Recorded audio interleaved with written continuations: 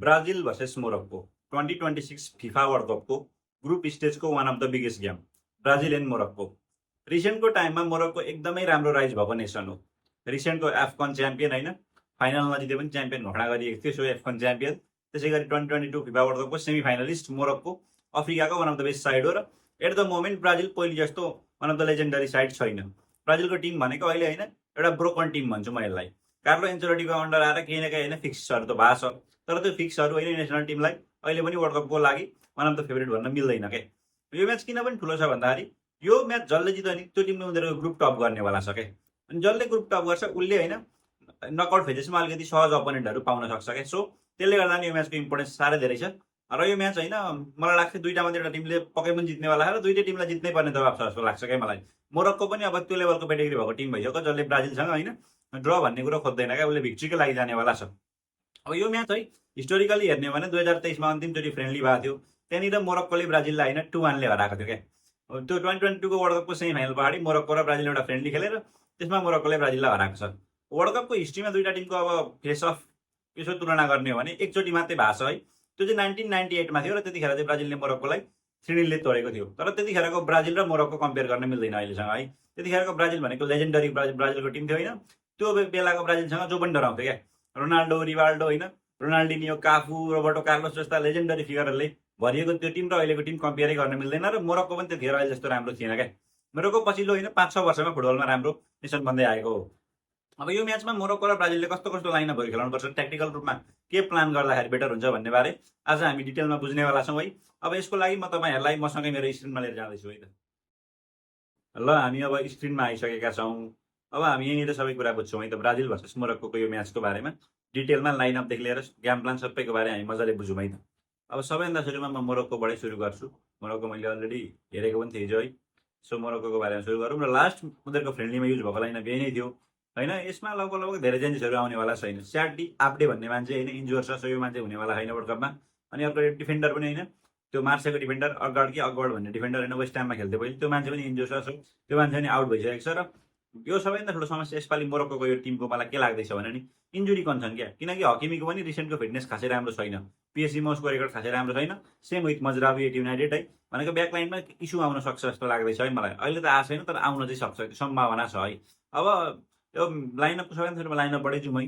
Lineup I think ब्याकलाइनै खेल्नेवाला छ मोरक्कोको। Same यो किपर बनु नै हो होइन, मजरावी, रियाड, त्यसै गरी डियप र हकिमी। किनभने यसो हेर्दा प्लेयरको क्वालिटीमा हेरौँ, प्रिमियर लिगमा खेल्ने सेन्टर ब्याक डुओ होइन, त्यसै गरी प्रिमियर लिगकै एउटा फुल ब्याक र हकिमी भनेको one of the best right back भन्दा नि वान अफ द बेस्ट नभनौँ, बेस्टै भनौँ, best right back on the planet है। यो दुनियाँकै अहिले करेन्ट सिनारीको बेस्ट राइट ब्याक हो र यो टिमको क्याप्टेन पनि हो हकिमी। सो ब्याकलाइन त यही नै हुनेवाला छ, यो त फिक्स छ, यसमा त कुनै चेन्जेसहरू आउनु हुँदैन मलाई देख्दाखेरि होइन। अनि डबल पेमिट पनि मेरो लागि यही हुनुपर्छ क्या, एल अनोई र बोन्डिडी। आई थिङ्क बोन्डिडी भन्ने प्लेयर होइन मोरक्को नेसनल टिमको लागि एकदमै खतरनाक एडिसन हो जस्तो लाग्छ क्या मलाई। यो मान्छे छ नि बोन्डिडी, यो मान्छे मलाई एकदमै खतरनाक एडिसन किन लाग्छ भने यो मान्छेको सिलिङ एकदमै धेरै हाई छ क्या। भर्खर आई थिङ्क 18 वर्षको हुँदैछ होइन। फ्रान्सले यसलाई किन रोक्न सकेन म छक्क परिरहेको छु क्या। यो मान्छे आई थिङ्क होइन अपकमिङ डेजमा one of the best player बन्नेवाला छ एज अ मिडफिल्डर है। अब आउने जेनेरेसनको one of the best midfielder यो मान्छे भन्छ एकदम काम कम्पोज होइन। उसको च्याम्पियन्स लिगमा म्याचेसहरू हेरौँ न, त्यहाँबाट थाहा हुन्छ क्या बिग म्याचमा नि मान्छेले घरि खेल्छ भनेर। त्यसरी एल अनोई होइन रोमाको एउटा अपकमिङ राइजिङ स्टार र एकदमै धेरै हाइली रेट गर्छु यो मान्छेलाई म है। एउटा यस्तो प्लेयर जो चाहिँ होइन अलिक काम छ बलमा, कम्पोज छ होइन, डिपदेखि गेम बनाउन सक्छ, एकदम क्वालिटी प्लेयर जस्तो लाग्छ मलाई यो मान्छे पनि। अनि अब यो ओनाई होइन, यो प्लेयर यसपालि खासै नाम सिजन गएको छैन, जिरो नाम यसको। टिम पनि रिलेटेड भएको छ है, तर मलाई लाग्छ म्यानेजरले उसलाई प्रिफर गर्छ, पहिलेदेखि नै खेलाउँथ्यो। सो मलाई लाग्छ यो मान्छे फेरि पनि स्टार्ट गर्नेवाला छ। ब्राइम राइटमा अब फिक्स स्टार्ट गरिहाल्छ। अनि साइबरी आई थिङ्क अब साइबरी यहाँ खेल्नेवाला छ एज अ लेफ्ट विङ्गर अथवा लेफ्ट मिडफिल्डर है। यहाँनिर आप्डेको ठाउँमा आप्डेलाई ठ्याक्कै हटाउँछ त यार। ल आप्डे त छैन, अब आप्डेको ठाउँमा स्ट्राइकर पिक गर्नु पऱ्यो। अब आई थिङ्क दुई तिनवटा अप्सन छ होइन मलाई देखेको। एउटा भनेको साउदीमा खेल्ने स्ट्राइकर छ, नाम ठ्याक्कै मैले बिर्सेँ। अनि अर्को मैले प्रिफर गर्ने प्लेयर चाहिँ के हो भन्दाखेरि यहाँ कहाँ छ हौ हुनुपर्ने त यार, साउदीमा खेल्ने यही भइहाल्यो, रहमानी भइहाल्यो। तर मेरो प्रिफरेन्स चाहिँ नेसनल टिममा जहिले पनि राम्रो गर्ने मान्छे आयुब एल कबी होइन, एकदम बबाल प्लेयर हो जस्तो लाग्छ क्या मलाई स्ट्राइकर है। आई थिङ्क उसमा खेल्छ होला, के भन्छ त्यो ग्रिकको लिगमा हो कि कता खेल्छ, ग्रिसमै खेल्छ जस्तो, ग्रिसमै हो पक्कै पनि, ओलम्पियाकोस भन्ने क्लबमा खेल्छ यो मान्छे है। एकदम उसको हरेक एउटा फर्म भन्ने कुरो छ क्या यो मान्छेको नि। अनि मोरक्कोको लागि यो मान्छे एकदमै क्रुसियल छ, एकदम इम्पोर्टेन्ट गोलहरू हान्ने गर्छ। सो यो मान्छे मेरो लागि चाहिँ स्टार्ट गर्दैछ होइन। अब रमानी पनि छ, के भन्छ युएमा खेल्छ, रमानीको पनि होइन, मोरक्कोको लागि इम्प्याक्ट एकदम राम्रो छ। तर आई स्टिल प्रिफर होइन एल कबी है। अब यो लाइनअपमा ट्याक्टिकल प्लान मलाई लाग्छ ब्राजिल विरुद्ध के हुन्छ भन्दाखेरि सबैभन्दा ठुलो प्लान भनेको राइट फ्ल्याङ्क हुनेवाला छ क्या यो, किनकि ब्राहिम डियाज र हकिमी यो फ्ल्याङ्कमा छन् र ब्राजिलको होइन मलाई लाग्छ सबैभन्दा ठुलो विकनेस पनि के हुन्छ भन्दाखेरि यही हुनेवाला छ, यो राइट फ्ल्याङ्कलाई कसरी डिफेन्ड गर्ने भन्ने बारे, किनकि ब्राजिलमा प्रपर एउटा क्वालिटी लेफ्ट ब्याक छैन क्या। लेफ्ट साइड डिफेन्स ब्राजिलको एकदम कमजोर छ, फुल ब्याक दुइटै साइड कमजोर छ, तर स्पेसली यो साइड क्या मोरक्कोसँग चाहिँ हकिमी र ब्राहिम डियाज यार। ब्राहिम डियाजको त्यो होइन एकदम के भन्नु क्या त्यो लो ग्राभिटीवाला त्यो बडी मुभमेन्ट, त्यसै गरी उसको रन पेस होइन, ड्रिब्लिङ यस्तो बबाल छ। ब्राहिम डियाजलाई हामी मड्रिडमा भएर खासै रेड गर्दैनौँ क्या, एम्बापे भिनिसियसले गर्दा। ब्राहिम डियाजको मोरक्कोको लागि पर्फर्मेन्सहरू हेरौँ, यस्तो राम्रो खेल्छ नि ब्राहिम डियाज यहाँ राइट विङबाट इनसाइड आएर है, उसको ड्रिब्लिङदेखि लिएर हरेक कुरा यो स्पेसमा यस्तो खेल्छ ब्राहिम डियाजले, यस्तो खेल्न फेरि ड्रप पनि गरिदिन्छ क्या यो मान्छे त, मिडफिल्डतिर होइन हेल्प पनि गर्न आउनेवाला छ यो मान्छे, डिफेन्सिभली पनि तल झर्नेवाला छ।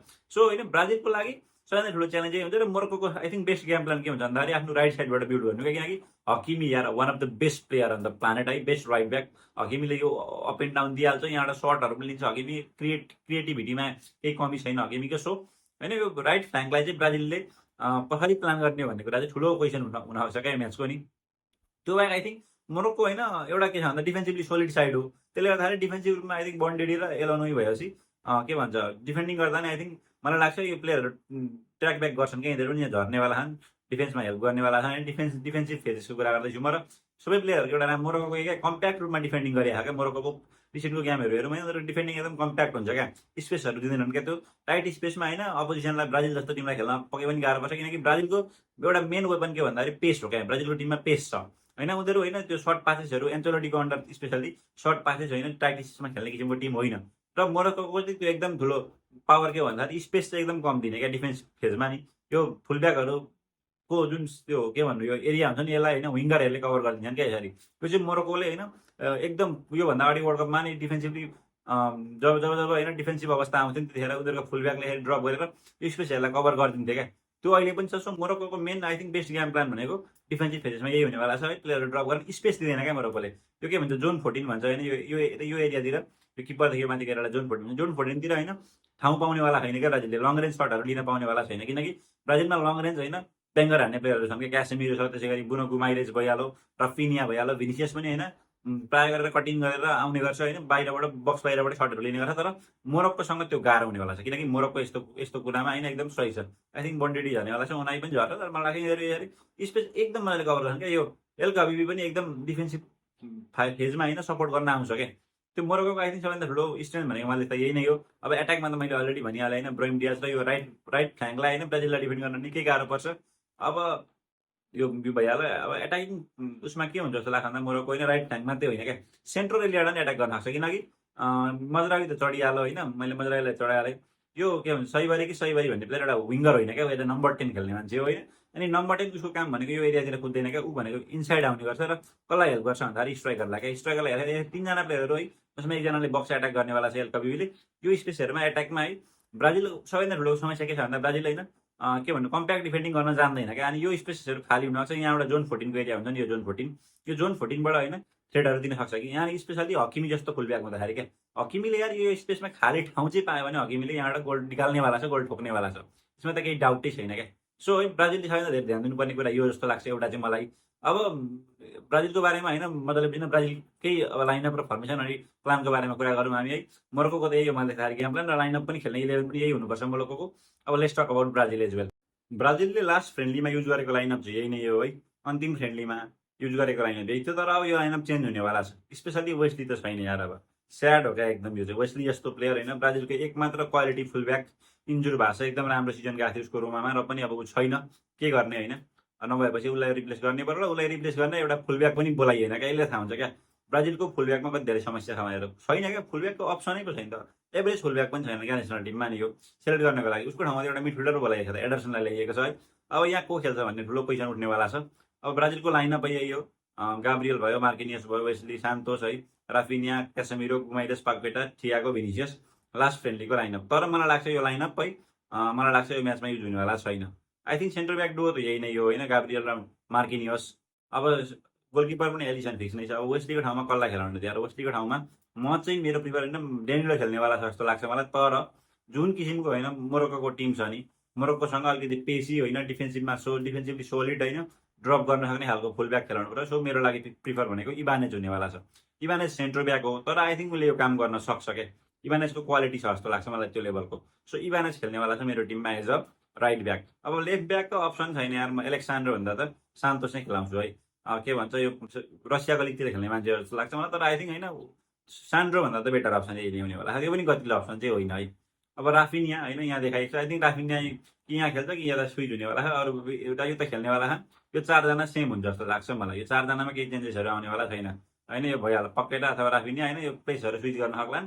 चारजना यो सेम हो, यहाँ केही पनि चेन्ज हुँदैन र यहाँ पनि केही चेन्ज हुँदैन। भिनिसियस पनि खेल्नेवाला छ, तर मलाई लाग्छ थियागो खेल्नेवाला छैन। थियागोको ठाउँमा ब्राजिलले मलाई लाग्छ खेलाउने भनेको कोइना हो, माथेस कोइना। युनाइटेडको एउटा एटाकिङ मिडफिल्डर अथवा विङ्गर है, इनसाइड फरवर्ड जे भनेर हुन्छ। ब्राजिल एउटा स्ट्राइकर बेगरको सिस्टममा खेल्नेवाला छ क्या, किनकि कार्लो एन्चेलोटीको होइन रियल मैड्रिडमा एउटा सक्सेसिभ सिजन हेर्ने हो भने त्यहाँनिर स्ट्राइकर थिएन र त्यहाँनिर 4 मिडफिल्ड खेल्थ्यो क्या। अनि यसमा के हुनेवाला छ त ब्राजिलले कसरी खेल्छ भन्दा मलाई के लाग्छ भने मेरो प्रिफर होइन क्यासिमिरो यहाँ आउनेवाला छ, क्यासिमिरो त्यहाँ आउनेवाला छ, गुमाइले त्यहाँ तल जानेवाला छ है। अनि मलाई के लाग्छ भन्दाखेरि पक्केटा यतातिर आउँछ, राफिनिया पनि भित्र। राफिनिया पनि होइन त्यत्रो खतरनाक विङ्गरको काम गर्नेवाला होइन। यस्तो हुन्छ क्या यहाँ, यस्तो भन्दा नि यहाँ राफिनिया यहाँनिर हुन्छ, क्यासिमिरो यतातिर ड्रप गर्छ। अनि यो किसिमको एउटा डायमन्ड मिडफिल्डमा ब्राजिल खेल्नेवाला छ क्या। यो डायमन्ड फर्मेसन राफिनिया यो स्पेसमा क्या यतातिर कुद्नेवाला छ। यो एरिया छ नि, यो फ्री स्पेसमा राफिनिया खेल्नेवाला छ। ब्राजिल यसरी खेल्छ जस्तो लाग्दैछ मलाई। मेरो पर्सनल थट यस्तो लाग्छ, मिडफिल्ड भनेको यस्तो हुन्छ ब्राजिलको। चारजनाको जुन एउटा मड्रिडमा बनाएको थियो एउटा डायमन्ड मिडफिल्ड कार्लो एन्चेलोटीले, त्यो के भन्छ बेलिङम, क्रुस होइन भालभर्डे र मोड्रिच युज गरेर त्यही किसिमको फर्मेसन ब्राजिलले खेल्नेवाला छ। मलाई त्यस्तो लाग्दैछ, किनकि आई थिङ्क ब्राजिलको लागि यो सुइटेबल हुन्छ जस्तो लाग्छ।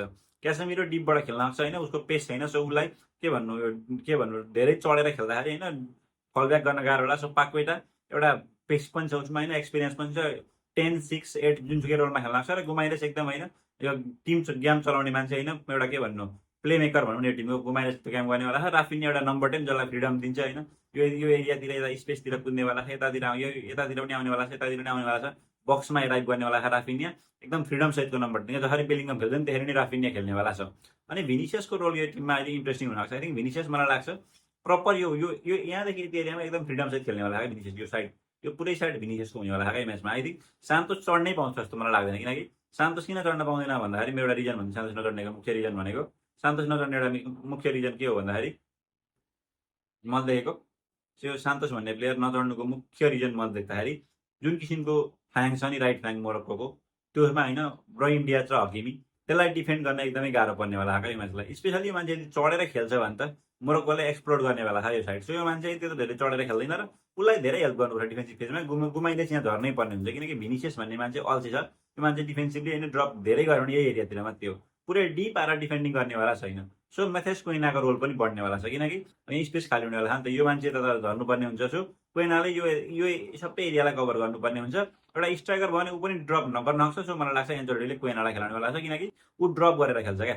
अब यो आई थिङ्क यो फ्ल्याङ्कमा इभानेस खेल्छ भने होइन, मोरक्कोको यो फ्ल्याङ्क त्यत्रो धेरै स्ट्रङ छैन, तर यो फ्ल्याङ्क चाहिँ लास्टै खतरनाक स्ट्रङ छ क्या मोरक्कोको। ब्राहिम डियाज र हकिमीवाला फ्ल्याङ्क त होइन डेन्जरस फ्ल्याङ्क हो। सो यसमा त सान्तोस एउटा एभरेज फुलब्याकको मेरो लागि यो मान्छेलाई होइन डिफेन्डिङ गर्न सपोर्ट चाहिन्छ। गुमाइरेस आउनै पर्ने हुन्छ, भिनिसियस पनि सक्छ भने म होइन यो यति एरियातिर त आउनै पर्छ भिनिसियसले प्रत्येकचोटि होइन एट्याकमा। जब मोरक्को यो फ्ल्याङ्कबाट अगाडि बढ्छ नि हकिमी र ब्राहिम डियाज, भिनिसियस यहाँ आएन भने काम छैन क्या ब्राजिलको होइन। यो पुरै यो फ्ल्याङ्क खोल्नेवाला छ, त्यतैबाट गोल खान्छ क्या। फेरि कस्तो प्लेयर भन्दाखेरि ब्राहिम डियाज कटिङ साइड गरेर यहाँबाट यो एरियातिर एउटा सर्ट दिइदिन्छ होइन। हकिमी त यतातिरबाट होइन स्पेस पाइसक्दाखेरि यस्तो हान्छ नि सर्ट हकिमीले। अनि समस्या के छ भन्दा ब्राजिल होइन यो जोन 14 जो एरिया हुन्छ नि, गाब्रिएल यतातिर झरौँ है, गाब्रिएललाई झारौँ, मार्टिनेसलाई झारौँ, क्यासेमिरो झारौँ, यो एरिया हुन्छ नि जोन 14 यो तल यो एरिया, यो बक्सभन्दा यतातिरको एरियामा अझै तल झार्छु यिनीहरूलाई। यो एरिया हुन्छ नि एन्चेलोटीको अन्डर जुनसुकै टिममा पनि यो जोन 14लाई कहिले पनि राम्रोसँग कभर गरेको मलाई थाहा छैन क्या। जोन 14 होइन एकदम डेन्जरस एरिया हो, तर जहिले पनि यहाँ स्पेसहरू भइरहेको हुन्छ क्या। एन्चेलोटीको मैले जति पनि टिम हेरेको छु होइन, एभर्टन, रियल मैड्रिड भयो, त्यसै गरी बायर्न म्युनिख, सबै टिममा के एउटा समस्या के हुन्छ भने जोन 14लाई कहिले पनि एन्चेलोटीले कभर गरेर खेल्दैन क्या। उसको प्लेयरलाई फ्रिडम दिने चक्करमा यो एरियाहरू होइन प्रायः गरेर स्पेस यहाँ रहिरहेको हुन्छ। यसरी ड्रप गरेर पुरै यहाँ के कम्प्याक्ट एउटा स्पेस नदिनुपर्ने ठाउँ बनाउनु पर्ने हो, तर टाइम एन्ड टाइम होइन एन्चेलोटीको सिस्टममा यो एरिया खाली हुन्छ क्या। अनि यो एरियाबाट मोरक्कोको प्लेयरहरूले सर्ट दिन पायो भने प्युर होइन एउटा क्लास गोल आउनेवाला छ क्या। स्पेसली हकिमी होइन, ब्राहिम डियाज, त्यसै गरी अरू नाम त्यहाँ होइन मलाई लाग्छ स्ट्राइकर के अरे एल कबिबी, यी प्लेयरले होइन यतातिर एउटा सर्ट दिन पायो भने त सिउली गोल निकाल्छन्। सो यो कुराहरूलाई पनि ध्यान दिनुपर्छ ब्राजिलले। मलाई लाग्छ है ब्राजिल यो म्याचमा मेरो लागि चाहिँ एउटा के भन्नु अन्डरडग हो क्या मोरक्कोसँग। अब सुन्दाखेरि अलिकति कस्तो लाग्ला, तर ब्राजिलभन्दा मोरक्को पनि बेटर साइड छ, ब्यालेन्स साइड छ। ब्राजिलमा इन्जुरी कन्सर्न छ, राइट ब्याक को खेल्छ भने टुङ्गो छैन, तर ब्राजिलले खेलाउनु पनि प्रिफर लाइनअप यो म्याचको लागि यही हो जस्तो लाग्छ मलाई। यहाँ एलेक्सान्ड्रो खेल्यो भने चाहिँ खत्तम हुनेवाला छ। एलेक्सान्ड्रो खेल्नु हुँदैन यो म्याचमा चाहिँ, खेलाए हुन्छ होइन, अरू कुन हाइटी कि कुन छ ग्रुपमा होइन त्योसँग खेलाओस्, तर यो म्याचमा चाहिँ यो एलेक्सान्ड्रो यहाँ खेल्नु हुँदैन, खेल्नै हुँदैन क्या एलेक्सान्ड्रो खेलेको खण्डमा है। त्यो यो फ्ल्याङ्क खुल्नेवाला डिस्ट्रोय नै गर्छ नि मोरक्कोले। ब्राहिम डियाज र हकिमी जस्तो प्लेयर छ, एलेक्सान्ड्रो न त पेस छ न त डिफेन्सिभ भित्र सलिड छ होइन। सो होइन सान्तोस एटलिस्ट पेस छ क्या सान्तोससँग, सो म चाहिँ उसलाई नै प्रिफर गर्छु। अब हेरौँ होइन, ब्राजिलले मैले भने जस्तो लाइनअप त पके पनि खेलाउला टुङ्गो थाहा भइहाल्छ होइन। गेम छँदैछ भोलि नेपाल टाइम अनुसार 3:45 छ बिहान होइन, थाहा भइहाल्छ। तर आई थिङ्क यो म्याचमा मैले अलरेडी भनिहालेँ मोरक्को फेभरेट हुनेवाला छ, ब्राजिलले मेरो लागि अन्डरडग हो। लेट्स सी अब यो म्याचमा के आउनेवाला छ। अब लास्टमा प्रेडिक्सन पनि ठोकिहाल्नु भयो, यो म्याचमा मलाई लाग्छ 2 भन्दा बढी गोल आउनेवाला छ र मलाई किनकिन यो म्याचको रिजल्ट चाहिँ मोरक्कोले ब्राजिललाई 2-1 ले हराउँछ जस्तो लाग्दैछ क्या।